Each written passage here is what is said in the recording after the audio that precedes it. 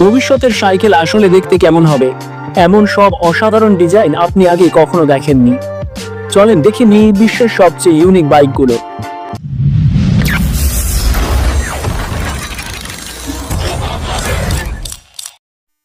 Reeve হুবলেস এদিকে। একটা cycle যদি চাকা ছাড়া চলে তাহলে কেমন লাগবে? রিভ হুবলেস এদিকে দেখলেই মনে হবে এটা যেন কোনো সাইফাই মুভির গ্যাজেট। এর চাকা দুটো একেবারে ফাঁকা। চুরি প্রতিরোধে এতে রয়েছে ট্রিপল বের সিকিউরিটি সিস্টেম, আর একটা চার্জে চলে প্রায় 60 কিলোমিটার। আধুনিক শহরে পরিবহনের জন্য একে ধরা হয় এক অনন্য উদ্ভাবন।